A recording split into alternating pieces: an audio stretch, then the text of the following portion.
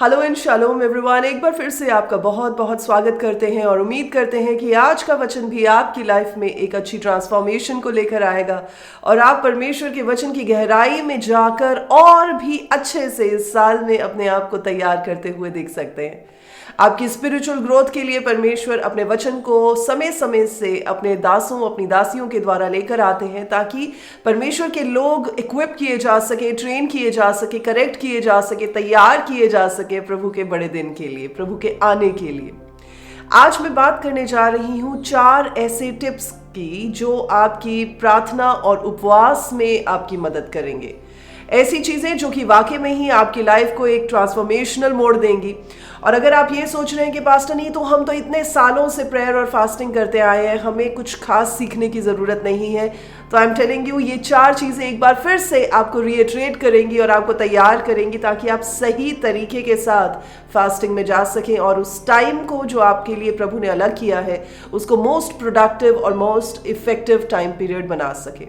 अलग अलग लोग अलग अलग समय के हिसाब से फास्टिंग पे जाते हैं, उपवास रखते हैं और परमेश्वर के साथ समय बिताने की कोशिश करते हैं। कई लोग 1 दिन का फास्ट रखते हैं, कई 3 दिन का फास्ट रखते हैं, कई 7 दिन का फास्ट रखते हैं, कई 14 दिन का फास्ट रखते हैं, 21 दिन, 40 दिन, यानी जैसे भी परमेश्वर आपको लीड करते हैं, परमेश्वर की ओर से आपको अगुवाई होती है, आपको फास्टिंग में जाना चाहिए। लेकिन क्या फास्टिंग की कोई खास तरीके भी हैं या कुछ ऐसी बातें हैं जिनको हम ध्यान में रख के अपनी फास्टिंग को और प्रोडक्टिव और इफेक्टिव बना सकते हैं? जी, यही आज 4 टिप्स मैं आपके साथ शेयर करने जा रही हूँ। सबसे पहली बात जिसे हमें ध्यान में रखने की ज़रूरत है वो ये है कि फास्टिंग कभी भी विदाउट पर्पस, विदाउट रीज़न नहीं होती। आप ऐसा नहीं सोच सकते कि अच्छा मैंने पिछले दिनों में बहुत मिठाई खा ली है तो चले अब मैं थोड़ी फास्टिंग में चला जाता हूँ, या मैं थोड़ी सी डाइटिंग कर लेता हूँ तो वो फास्टिंग भी हो जाएगी और वो डाइटिंग भी हो जाएगी। जी नहीं, फास्टिंग हमेशा किसी पर्पस के लिए होती है, किसी रीजन के लिए होती है, और वो चाहे डायरेक्शन के लिए हो, चाहे प्रोटेक्शन के लिए हो, चाहे परमेश्वर से लीडिंग के लिए हो, चाहे गाइडेंस के लिए हो, चाहे क्लैरिटी के लिए हो। यानी कि जब भी आप उपवास रखें, आपके सामने एक लक्ष्य होना चाहिए, एक आपके सामने उद्देश्य होना चाहिए जिसके लिए आपने ये समय अलग किया है। जब हम मत्ती रचित सुसमाचार उसकी चैप्टर नंबर 4 की वर्स नंबर 2 को देखते हैं तो हम जानते हैं कि प्रभु यीशु मसीह ने 40 दिन और 40 रात का उपवास रखा और लिखा है फिर उसके बाद उन्हें भूख लगी। यानी कि परमेश्वर ने एक पर्पस के साथ एक समय के हिसाब से फास्टिंग रखी थी। It was not an open fasting कि चलें जी मैं जब तक इस धरती पर रहूंगा तब तक मैं फास्टिंग पे ही रहूंगा। जी नहीं, it was a specific time period, यानी एक टाइम के हिसाब से कुछ समय के लिए वो फास्टिंग पे गए थे। और क्यों गए थे? इससे पहले कि वो पब्लिकली अपनी मिनिस्ट्री शुरू कर सकते, इससे पहले कि वो अपने चेलों का चुनाव कर सकते, he needed direction and power, इसलिए वो फास्टिंग पे गए थे। अगर प्रभु यीशु मसीह ने परमेश्वर होकर ये बात हमें दिखाई कि कैसे हमें भी सब इंपॉर्टेंट डिसीजंस से पहले, सब बड़े काम से पहले, जहां परमेश्वर की पावर को, जहां परमेश्वर की नज़दीकी को, जहां परमेश्वर की ओर से डायरेक्शन को हमारी जिंदगी का हिस्सा बनाना है, वहां पर हमें उपवास पर जाना ही होगा।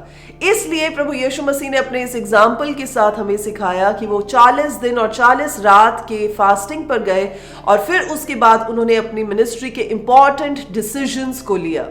हमें एक बात और याद रखने की जरूरत है कि जब आप उपवास पे जाते हैं, जब आप टाइम ऑफ फास्टिंग पे जाते हैं, it is a time of spiritual power. वो परमेश्वर से सामर्थ पाने का समय होता है। ये वो समय होता है जब हम परमेश्वर के नजदीकी में बढ़ते हैं और परमेश्वर से हम कुछ ड्रॉ करते हैं। और ऑब्वियसली परमेश्वर जो ऑल पावरफुल परमेश्वर है, अपनी पावर को, अपनी स्पिरिचुअल मैच्योरिटी को अपने लोगों में उस समय में देते हैं। जब आप मरकुस रचित सुसमाचार उसके 9th चैप्टर की 29th आयत को पढ़ते हैं तो वहां पर भी ये बात लिखी गई है कि कई ऐसे डीमंस होते हैं, कई ऐसी दुष्ट आत्माएं होती हैं जो बिना प्रार्थना और बिना उपवास के नहीं जाती हैं। इसका मतलब जब आप प्रार्थना करते हैं उपवास के साथ तो परमेश्वर आपको सामर्थी बनाते हैं ताकि आप उन पावर्स ऑफ डार्कनेस को भी परमेश्वर में कैस्ट आउट कर सके, उन्हें निकाल सके। अपनी पावर से नहीं, अपनी सामर्थ्य से नहीं, लेकिन परमेश्वर की सामर्थ्य से जो उस समय में प्रभु हमें देते हैं जब हम फास्टिंग के समय में परमेश्वर के और नजदीक आते हैं। देखिए, उपवास रखने की बहुत सारी रीजंस हो सकती हैं। आपको अपनी लाइफ में बढ़ने की रीजन हो सकती है, या परमेश्वर से क्लैरिटी पाने की रीजन हो सकती है, या पावर महसूस करने की रीजन हो सकती है, स्पिरिचुअली ग्रो करने की रीजन हो सकती है। पर इन सारी रीजंस में से आपके लिए जो सबसे बड़ी प्रायोरिटी की चीज होनी चाहिए वो ये होनी चाहिए कि आप परमेश्वर की नजदीकी में बढ़ें। ये समय ऐसा होना चाहिए जो आप अलग करते हैं, जिसमें आप परमेश्वर के साथ समय बिताते हैं। ये नहीं है कि अगर आप फास्ट पे हैं तो आप आधा दिन सोकर निकाल दें। ये भी नहीं है कि अगर आप फास्टिंग पे हैं तो आप वेट करें कि कितने बजे मैं खाना खा सकता हूं, कि अच्छा तब तक मैं कुछ भी काम करके टाइम बस निकाल दूं ताकि मैं वो टाइम जो है वो फास्टिंग का कंप्लीट कर दूं। फास्टिंग का मतलब है परमेश्वर के नजदीकी में आना, सब चीजों को हटाकर, सब चीजों को पीछे रख के, सब चीजों को भुलाकर परमेश्वर के साथ समय बिताने के लिए अपने आप को प्रेजेंट करना, अपने आप को और तैयार करना, और परमेश्वर से उन रेवलेशंस को पाना जिन्हें वो आपको देना चाहते हैं। अब अगर आपको स्टेप नंबर 1 समझ में आ गया है कि आपको पर्पस भी पता है कि आप क्यों फास्टिंग पे जा रहे हैं, और आपने ये भी सोच लिया कि कितने समय के लिए आप फास्टिंग पे जा रहे हैं, तो अब बारी आती है स्टेप नंबर 2 की। यूजुअली लोग ये सोचते हैं कि फास्टिंग हम किसी भी चीज से कर सकते हैं। कई लोग ये सोचते हैं कि जी मैं फोन बड़ा इस्तेमाल करता हूं तो मैं फोन की फास्टिंग पे जा रहा हूं, या मैं खाना बहुत खाता हूं तो मैं इसलिए खाने की फास्टिंग पे जा रहा हूं, या मैं बातें बहुत करता हूं तो इसलिए मैं बातों की फास्टिंग पे जा रहा हूं। देखिए, फास्टिंग जो है, जो उपवास जिसके बारे में वचन में लिखा गया है, वो खाने से है। यानी कि आप खाने को त्यागते हैं, आप खाने को पीछे रखते हैं और आप परमेश्वर को आगे करते हैं, वो है फास्टिंग। बाकी जो चीजें आप कर रहे हैं वो सेल्फ डिसिप्लिन का हिस्सा है। यानी अगर आप सोशल मीडिया से, अगर आप टेलीफोन से, अगर आप और चीजों से, अगर आप गॉसिप से, अगर आप और बातों से जो आपको लगता है कि प्रभु से आपको दूर करती हैं, उससे अपनी दूरी बनाते हैं, तो वो आपकी स्पिरिचुअल डिसिप्लिन का हिस्सा है, वो आपके अनुशासन का हिस्सा है, वो फास्टिंग नहीं है। फास्टिंग के बारे में सिर्फ ये ही है मेंशन जो बाइबल में है कि खाने से आप उपवास रखते हैं, खाने से एब्सटेन करते हैं अपने आप को। जबकि आप संत मत्ती रचित सुसमाचार उसके चैप्टर नंबर 4 को देखते हैं तो दूसरी और तीसरी आयत में, जैसे हमने पहले भी दूसरी आयत में पढ़ा कि 40 दिन और 40 रात के रोजे पर प्रभु यीशु मसीह रहते हैं, और उसके बाद तीसरी आयत में लिखा है कि तब परखने वाला इब्लीस क्या करता है, आकर परमेश्वर से कहता है कि अगर तू परमेश्वर का पुत्र है कह दे इन पत्थरों को कि वो रोटी बन जाए। दैट मीन्स जो सबसे बड़ी टेम्पटेशन थी, 40 दिन 40 रातों के बाद प्रभु को भूख लगी। दैट मीन्स उन्होंने और किसी चीज की फास्टिंग नहीं करी कि हाँ मैं अपने सारे रिलेटिव से फास्टिंग पे जा रहा हूं, विलेज से दूर जा रहा हूं तो ये फास्टिंग है। जी नहीं, उन्होंने खाने से फास्टिंग करी, खाने से ही उन्हें टेम्प्ट भी किया गया। तो इससे पता चलता है कि खाने की फास्टिंग के साथ ही आप परमेश्वर की और नजदीकी में बढ़ते हैं, और यही वो सही तरीका है फास्टिंग का जो आप करके परमेश्वर में और बलवंत और सामर्थी बन सकते हैं।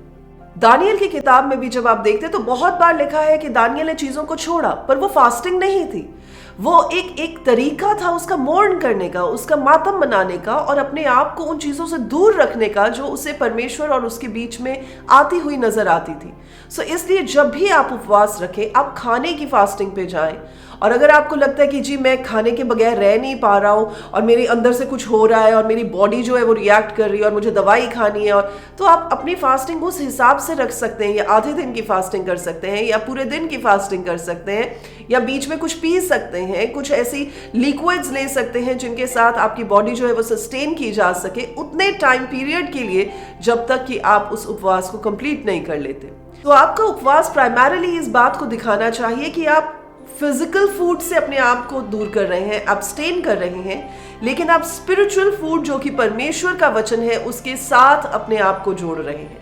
तो अब इस समय में आप क्या करते हैं, आप अपनी फिजिकल बॉडी को, अपनी सेल्फ है जो आपकी अपनी ईगो है, उसे मरने का मौका देते हैं, उसे वीक होने का मौका देते हैं, और आप अपने इंटरनल जो स्पिरिचुअल बीइंग है उसे और मजबूत होने का मौका देते हैं। तो किसके साथ वो मौका मिलता है, वो स्पिरिचुअल फूड खाकर, यानी कि परमेश्वर के वचन को खाकर आपका स्पिरिचुअल बीइंग जो है वो और मजबूत हो जाता है। तो ये है स्टेप नंबर 2। टिप नंबर 3 जिसे मैं कहूंगी वो ये है कि आप अपने आप और परमेश्वर के बीच इस फास्टिंग को रखें। देखिए, जब आप मत्ती रचित सुसमाचार उसके चैप्टर नंबर 6 को पढ़ते हैं तो वहां पर 16 से 18 आयत में इस बात को लिखा गया है कि कपटियों की मानद, हिपोक्रेट्स की मानद ना करें कि सबको बताएं मैं फास्टिंग पे हूं, लोगों को दिखाने के लिए अपनी फास्ट ना रखें, अपने अपने उपवास को इसलिए ना रखें कि आप लोगों को ये दिखाना चाहते हैं कि आप कितने धर्मी हैं, पर इसलिए रखें ताकि आप परमेश्वर की नजदीकी में बढ़ सकते हैं। देखिए वचन में ऐसा लिखा है कि अपना फेस जो है ऐसा सा ना बना ले मातम जैसा कि सब देख के पूछे कि हाँ जी क्या हुआ, और सबको पता चल जाए कि आप फास्ट पे हैं। पर वचन बताता है कि अपने आप को ऐसा इक्विप्ड रखे, साफ सुथरा रखे, अपने तेल जो है सर पर मल के रखे, अपने चेहरे को संवार के रखे ताकि किसी को पता भी ना चले कि आप इस टाइम पे फास्टिंग के टाइम में हैं। और आपका ये क्वेश्चन हो सकता है कि अगर मुझे कोई खाना ऑफर करे तो मुझे क्या करना चाहिए? क्या नहीं बताना चाहिए? क्या मुझे अपने घर के लोगों को नहीं बताना चाहिए? देखिए जो लोग आपके साथ क्लोजली एसोसिएटेड हैं उन्हें आप बताएंगे क्योंकि वो आपका साथ देंगे। अगर आपका कोई जान पहचान वाला और आपको ऑफर करता है खाने के लिए तो आप उन्हें कह सकते हैं कि मैं बाद में खाना खा लूंगा या मैं कुछ समय के बाद खाना खा लूंगा, अभी मेरा खाने का समय नहीं हुआ है। तो आपको सबको ढिंडोरा नहीं पीटना है कि आप फास्टिंग पे हैं, आप उपवास में हैं और आपका जो दम निकलता जा रहा है, आपकी हालत खराब हो रही है। It is just between you and God. और जब आपकी और परमेश्वर के बीच में रहता है और आप परमेश्वर को ये बताते हैं कि आपको जो है प्रायोरिटी देता हूं, आपके साथ समय बिताने को प्रायोरिटी देता हूं और ये क्वालिटी टाइम मेरे लिए मैटर करता है, तब आप परमेश्वर से वो ड्रॉ कर सकते हैं जिसे आप परमेश्वर से पाना चाहते हैं। चाहे वो डायरेक्शन है, चाहे वो प्रेम है, चाहे वो स्पिरिचुअल मैच्योरिटी है और चाहे वो परमेश्वर से गाइडेंस है। सो इसलिए आपको ये याद रखना, this is a time between you and God. चले मैं आपके साथ एक छोटी सी स्टोरी को शेयर करना चाहूंगी। एक बार एक ग्रैंड डॉटर अपने दादू के बारे में बड़ी अच्छी अच्छी बातें कह रही होती है और उसके दादू जो है वो अब इस दुनिया में नहीं होते, पर उनकी बातों को याद करके वो सबको बता रही होती है कि मैं अपने दादू के साथ बीच पे जाया करती थी और जब शाम को हम लोग इवनिंग वॉक के लिए जाते थे और बीच पर बैठते थे तो मेरे दादू अपनी घड़ी को निकाल कर रख दिया करते थे। जब मैं उनसे पूछती थी कि आप ये क्यों करते हैं तो वो कहते थे कि मैं इस टाइम को चेरिश करना चाहता हूँ, मैं इस टाइम को तुम्हारे साथ इन स्पेशल मोमेंट्स को बिताना चाहता हूँ ताकि ये मेरे मन में हमेशा के लिए घर कर जाए। और मैं ये चाहता हूँ कि तुम भी इस समय को अच्छा जानो, तुम भी इस समय को ये जानो कि मैंने और किसी चीज को तुमसे ऊपर प्रायोरिटी नहीं दी है। I just want to spend time with you, मैं सिर्फ तुम्हारे साथ समय बिताना चाहता हूँ।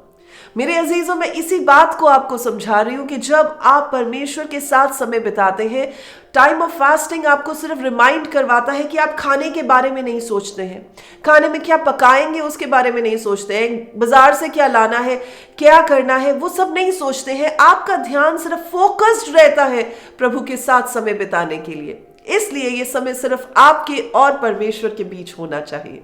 तो जब आप प्रभु के पास आए, जब आप प्रभु की नजदीकी में आए, फास्टिंग के टाइम में आए, तो अपने आप को घड़ी को बार बार देखने में मजबूर मत करें, लेकिन परमेश्वर के लिए और अपने लिए टाइम को स्पेशल बनाएं। और चौथा और लास्ट टिप जो मैं आपके साथ शेयर करना चाहूंगी वो ये है कि सिर्फ फास्टिंग पे ऐसे ना चले जाएं कि हाँ मैं उपवास में हुआ, मैं सारा दिन ऑफिस में बिता दूंगा, मेरा फास्ट कंप्लीट हो जाएगा, सारा दिन मैं कॉलेज में बिता दूंगा तो मेरा फास्ट कंप्लीट हो जाएगा। हमेशा फास्टिंग को प्रेयर के साथ पेयर करें। दैट मीन्स इन दोनों चीजों को इकट्ठा चलने दें। अगर आप फास्टिंग पे हैं तो उस हिसाब से ये टाइम रखें कि आपको पता हो कि मैं इतने से इतने समय जो है वो प्रार्थना में निकाल सकता हूं। आप देखिए जब परमेश्वर के वचन को भी पढ़ा जाता है, मत्ती रचित सुसमाचार उसके 17:21 में लिखा हुआ है, जब दुष्ट आत्माओं को निकालने की बात की जा रही थी तो प्रभु इस बात को कहते हैं कि ये प्रार्थना और उपवास के साथ निकलता है। सिर्फ ऐसा नहीं लिखा कि उपवास के साथ निकलता है। दैट मीन्स फास्टिंग को आप प्रेयर के साथ जो है कंबाइन करके करें तो उसका आपको इफेक्ट ज्यादा होता है। जब आप प्रेरितों के काम एक्ट्स ऑफ अपोस्टल्स पढ़ते हैं उसके 10:30 में भी ये बात कही गई है। कॉर्नेलियस अपने बारे में बता रहा है, जब पतरस उसके घर में पहुंचता है तो वो अपने दिल की बात बता रहा होता है और वो कहता है कि 4 दिन पहले मैं इस समय तक जो था वो उपवास कर रहा था और उसके बाद अगले कुछ समय तक मैं प्रार्थना भी कर रहा था और उसके बाद देखिए परमेश्वर का एक जन मेरे सामने जो है वो हाजिर हुआ। तो यहाँ पर वो क्या बता रहा है कि सिर्फ उसने फास्टिंग नहीं रखी पर वो प्रार्थना के साथ फास्ट को कर रहा था। कई बार कलीसियाओं में भी इंपॉर्टेंट डिसीजंस के लिए फास्टिंग की जरूरत होती है, जैसे कि एक्ट्स ऑफ अपोस्टल्स यानी कि प्रेरितों के काम उसके 14 अध्याय की 23 आयत में ऐसा लिखा हुआ है कि उन्होंने उस जगह में, उस कलीसिया में परमेश्वर के प्राचीनों को अपॉइंट किया। लेकिन कैसे अपॉइंट किया? उन्होंने प्रार्थना और उपवास के साथ ये काम किया। जब हम परमेश्वर के वचन में रिलेशनशिप्स को संभालने की भी बात करते हैं, तब भी अगर हस्बैंड वाइफ के रिलेशनशिप की ही बात की जाए, पहला कुरिन्थियों उसके 7 चैप्टर की 5वीं आयत में भी परमेश्वर के वचन में ऐसा लिखा हुआ है कि जब हस्बैंड वाइफ को इंस्ट्रक्शन दी गई है कि आपस में मिले रहें, आपस में जुड़े रहें, तो उसमें भी ये बात कही गई है कि सिर्फ उस समय में जबकि आप प्रार्थना और उपवास में आप अलग रह सकते हैं, लेकिन उसके बाद फिर आपको जो है सहमति में आपको एक मन होना होता है। क्यों? ताकि शैतान को आप मौका ना दें। तो हर एक जगह पर फास्टिंग के साथ प्रेयर की भी बात की गई है, अकेले उपवास की बात नहीं की गई है। तो इसलिए जब भी आप फास्टिंग में जाते हैं, आप अपने लिए अलग समय निकालें, आप प्रार्थना का समय निकालें, ताकि आप प्रार्थना के साथ उपवास में जाएं, जिससे आपको उसका फायदा हो सके। और याद रखें, जैसे मैंने पहले भी कहा था कि उपवास का मतलब ये नहीं है कि आप परमेश्वर से कुछ जो है धक्के से लेना चाहते हैं। ऐसा नहीं है कि आप कहें कि मैं भूखा रहकर, प्यासा रहकर परमेश्वर को इमोशनली ब्लैकमेल करना चाहता हूं ताकि मैं प्रभु से कुछ हासिल कर सकूं। फास्टिंग पे, प्रार्थना पे जाने का मतलब यह है कि आप परमेश्वर को पहला स्थान देते हैं, पहली जगह देते हैं, परमेश्वर के साथ जुड़ने के लिए अपनी विलिंगनेस को शो करते हैं और इस बात को बताते हैं कि प्रभु मेरे लिए आप मायने रखते हैं। सो मेरा विश्वास है कि आज के इस वचन के साथ और आज के इन 4 टिप्स के साथ आप अपनी जिंदगी को एक बेहतर जिंदगी बना सकते हैं। और इस साल में भी आप अपनी फास्टिंग के तरीके को बदल कर, अगर इनमें से आप कोई चीजें मिस कर रहे हैं, तो इन चारों चीजों को देखकर, इन पर चलकर आप अपनी लाइफ में और भी बेहतर और इफेक्टिव तरीके के साथ प्रेयर और फास्टिंग में जा सकते हैं। प्रभु आपको आशीष दे। आज के लिए बस इतना ही।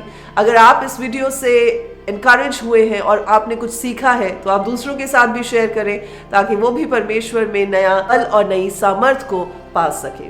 प्रभु आप सबों के साथ रहे। अगर आप संडे सर्विस में हमारे साथ जुड़ना चाहते हैं, तो आप मोहाली में सेक्टर 126 में मूविंग द माउंटेन अपॉस्टोलिक चर्च में हमारे साथ आकर संडे सर्विस का हिस्सा बन सकते हैं। ज्यादा डिटेल्स के लिए आप हमारे प्रेयर टावर पर कांटेक्ट कर सकते हैं और लोकेशन और एड्रेस ले सकते हैं। God bless you all. Shalom.